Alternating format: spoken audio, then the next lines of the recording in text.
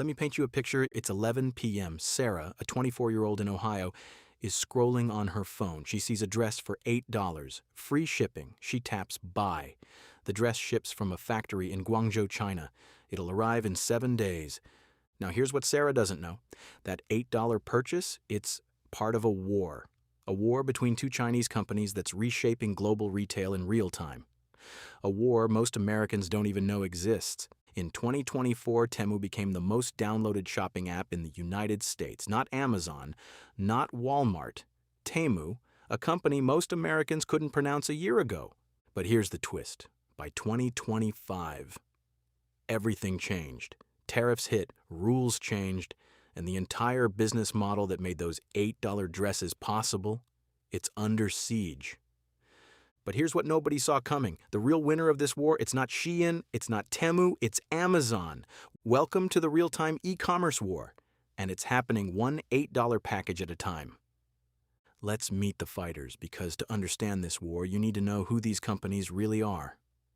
Shein, founded 2008 by Chris Xu, not a fashion guy, an SEO specialist, a search engine optimization expert from China's tech scene. He started by selling wedding dresses online. Boring, right?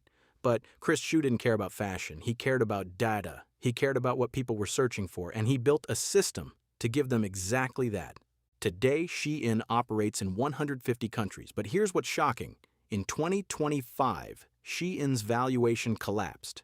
From a peak of $100 billion in 2022 to $66 billion in 2023 to just $10 billion by August 2025. A 90% wipeout, and we'll explain why in a minute. Temu, launched September 2022 by PDD Holdings.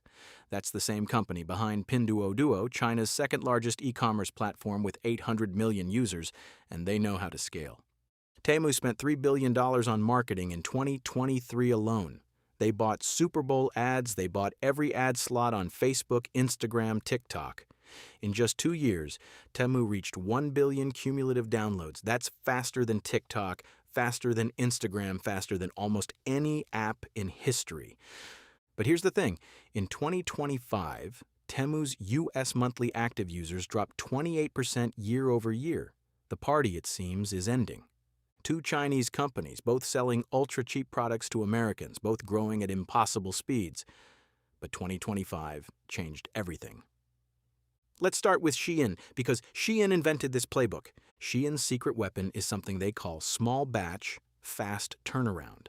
And to understand why this matters, you need to understand how traditional fashion retail works. Traditional retailers, think Zara, H&M, Forever 21, they work on seasons. They guess what will be popular 6 months in advance. They design collections. They order 10,000 units of each item from factories. They ship them to warehouses. They put them in stores. And if they're wrong, if consumers don't want that neon green top they predicted, discount pile, clearance rack, lost money. Shein said, what if we didn't guess? Here's how Shein's model works. They produce just 100 to 200 units of a new design, not 10,000. 100, they list it on the app. They watch. If it sells in the first hour, they make 500 more. If it keeps selling, they scale up. If it doesn't sell, they kill it immediately. No discount rack, no clearance, just data-driven decisions in real time. This requires a supply chain that Western retailers simply cannot match. Shein works with over 5,000 suppliers in Guangzhou, China's manufacturing capital. These aren't just any factories. These are small, flexible workshops that can switch production in hours, not weeks. From design to production to listing on the app, 10 days. 10 days. Let me say that again, 10 days. Zara, the previous speed king of fashion, takes 3 weeks. Traditional retailers take 6 months. Shein takes 10 days. The result? Shein adds 2,000 to 10,000 new items to its platform every single day. Every single day. Forever 21 adds maybe 1,000 new items per month. Shein adds thousands per day. But here's the catch. Shein focuses on fashion, apparel, accessories, beauty, home decor. It's a specific playbook, and it works brilliantly for fashion. But what if you want to sell everything? Temu looked at Shein and said, cute, but we can go lower, much lower. Temu's model is called full-service platform, and this is where things get really interesting. Traditional marketplaces, think Amazon or eBay, they connect buyers and sellers. The seller lists the product. The seller sets the price. The seller handles shipping. The seller deals with returns. Amazon just takes a commission and provides the traffic. Temu said, "What if we controlled everything?" Here's how Temu works. A Chinese manufacturer makes a product. Let's say wireless earbuds. They cost $2 to make. The manufacturer ships them to Temu's warehouse in China. That's it. Their job is done. From there, Temu takes over completely. Temu decides the price. Temu decides the marketing. Temu handles the shipping. Temu deals with customer service. Temu handles returns. The manufacturer just gets paid a fixed amount per unit. They don't even know what the selling price is. This lets Temu offer prices that seem impossible. $3 wireless earbuds, $5 kitchen gadgets, $10 running shoes, $2 phone cases, free shipping on everything. How is this possible? First, China's manufacturing overcapacity. After decades of overbuilding, Chinese factories have way more capacity than demand. They will take any order at any margin just to keep the machines running. A factory making 50 cents per unit is better than a factory sitting idle. Second, and this was crucial, the de minimis loophole.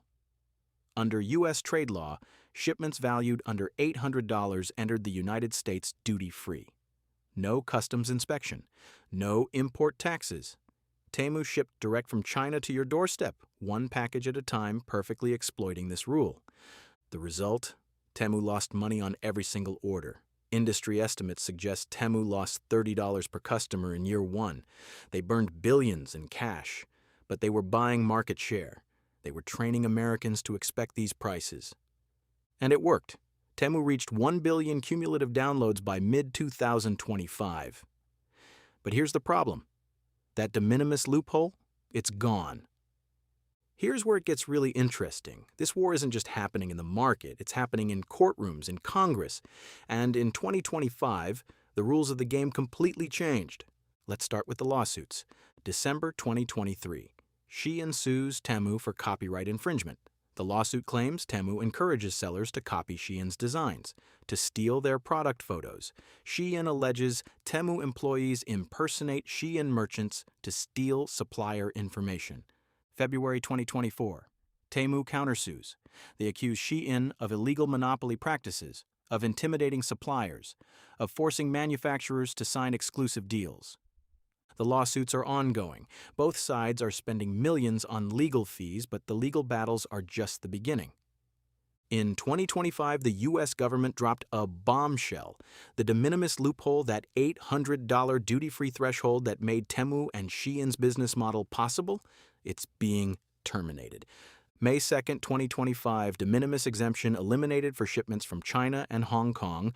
August 29, 2025. The $800 exemption ends for all countries globally. This is existential. Without de minimis, that $8 dress now has import duties.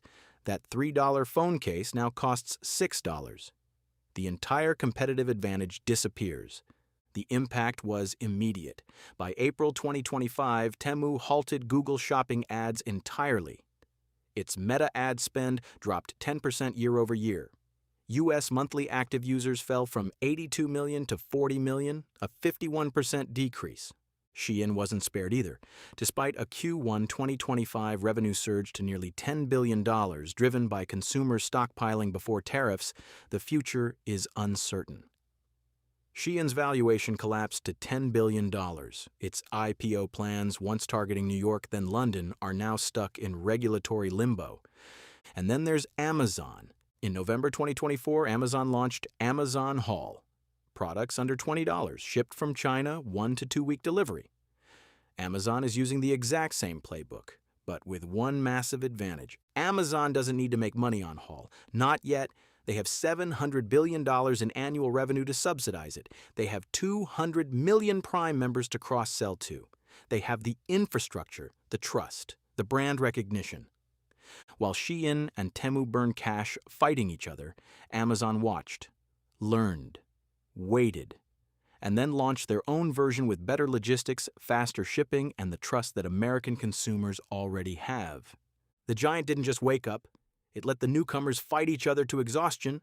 Then it walked in and took the prize. That's not competition, that's strategy. So who's winning this war?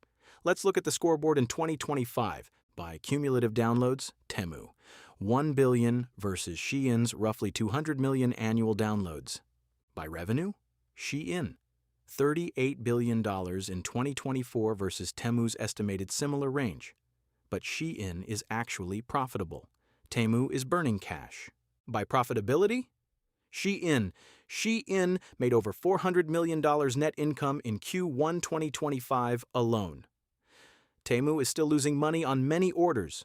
By US market position, Amazon. While Shein and Temu fight over shrinking territory, Amazon Haul is growing. Amazon has the trust, the logistics, the prime ecosystem. By profitability, Amazon. Shein and Temu burned billions to acquire customers. Amazon just added a new tab to their app. By long-term sustainability, Amazon. Shein and Temu built on regulatory loopholes that closed in 2025. Amazon built on infrastructure that gets stronger every year. The real answer? Amazon won by not playing the game. They let Shein and Temu spend billions educating the market, proving that Americans would buy cheap Chinese goods with long shipping times. Then Amazon stepped in and said, "Thanks for the research. We'll take it from here." The $8 dress era isn't ending. It's just changing owners. So what can Western founders learn from this war? First lesson, speed beats planning. Shein's real-time supply chain beats 6-month forecasting every single time. The companies that can react fastest to consumer demand will win. Second lesson, regulatory arbitrage is temporary. Build your business on loopholes and you'll fall when they close. Both Shein and Temu built empires on the de minimis exemption. In 2025, it ended, and their valuations collapsed. Third lesson, the incumbent always wins. Shein and Temu proved the market existed. They spent billions proving it. Then Amazon took it. This is the pattern. Innovators take the risk. Incumbents watch. When the model is proven, they move in with scale, trust, and infrastructure, and they win. Shein and Temu aren't just losing to tariffs, they're losing to Amazon's patience. Amazon didn't need to be first, they needed to be last. The Shein versus Temu war? It's already over, and the winner was never in the ring. The invasion started, but in 2025, Amazon said, "Welcome to my territory."